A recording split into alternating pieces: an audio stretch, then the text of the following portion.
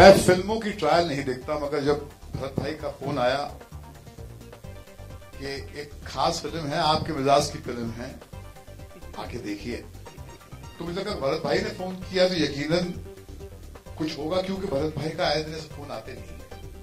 ये वो भरत शाह है जिन्होंने हमारा हाथ थामा था नाम के वक्त से, हमारी जिंदगी को नया एक रुख दिया था उन्होंने। हम जहां यहां पहुंचे हैं उसमें इनका बहुत बड़ा एक योगदान है।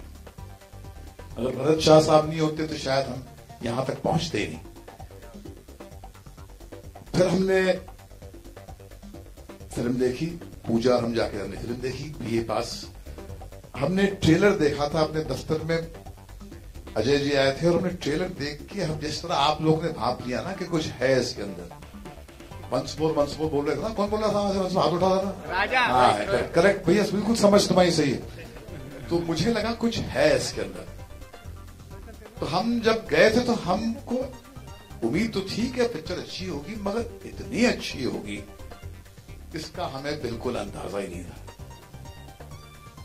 ये एक स्टनिंग फिल्म है, एक ऐसी फिल्म है जिसको देखकर कहीं पर अंदर डर जागता है कि भैया आप अपने आप को एक ब्रांड समझते हैं, आप मार्केट के लीडर्स हैं, आप भी बहुत कामयाब फिल्में बनाते हैं, मगर पैरों तले कहीं जमीन निकल गई, क्योंकि जब आपने इनका काम देखा लगा कि एक नई सोच है, एक नई ऊर्जा है, एक नई पीढ़ी है जिसका काम हमसे माइलों आगे है।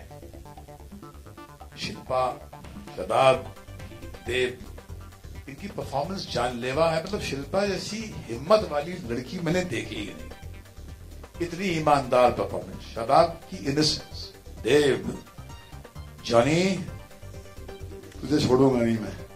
मगर ऐसा काम तभी हो सकता है जैसे शिल्पा जी कहती कि ये जब आपके दिल से एक ईमानदारी की एक्सट्रीम, जिसे गंगोत्री से निकलती है जो गंगा मां, तो कहां तक पहुंचती है।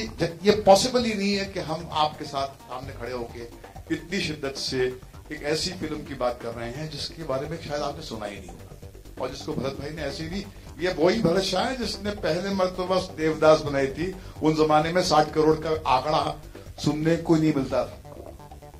तो यही है, कुछ अदा है अजय बहल में, जिसको देखकर भरत भाई ने अपना को सब कुछ दांव पे लगाया है यहाँ पर, और हम इसके साथ में खड़े हैं क्योंकि मुझे इस बात का यकीन है, और मैं सोच समझ के कह रहा हूं, मुझे इस बात का यकीन है कि इस चेहरे को देख लीजिए, ये हमारी फिल्म इंडस्ट्री का एक लीडिंग प्लेयर है। He is a star in making.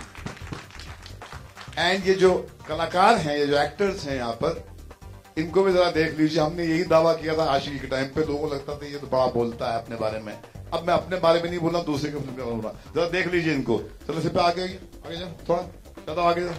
Johnny तू भी आगे जा, ये इनको देख लो जरा। इसके बाद में अगर आपने फिल्म देखकर अगर आपने झुक के सलाम नहीं किया तो आपका जूता मेरा sir. It's a great film, go and see it. Short story पे आधारित है, और ये हिंदुस्तान की ऐसी ग्रिम रियलिटी को इतने एंगेजिंग अंदाज से पेश करती है। ट्रेलर देख के लगता है कि कुछ थोड़ी सी शरारती फिल्म है, मगर नहीं, वो सेक्सुअल कंपोनेंट है, बिना निडर होके इन्होंने पेश किया है।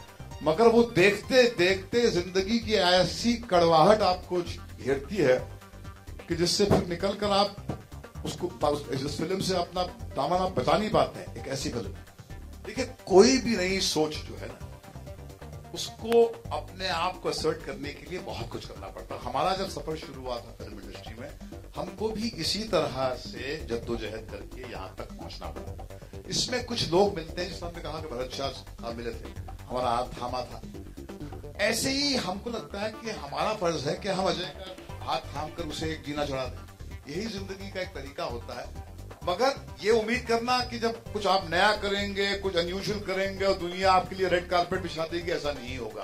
क्योंकि फिर जब नया कुछ आता है वो पुराने को हिलाता है, उसकी जड़ों को उखाड़ता है। वो एक थ्रेट होता है। पुरानी सोच का जब तक पूरी तरह वो खात्मा नहीं कर सकता, तब तक वो अपने फुल फॉर्म में आता नहीं। तो हमेशा नया काम जो होता है उसको अपने आप को वहां तक पहुंचाने के लिए बहुत ज्यादा मेहनत करनी पड़ती है, और इस मेहनत में कुछ लोग साथ देते हैं, मगर टैलेंट एक ऐसी चीज है जिसको आप रोक ही नहीं सकते।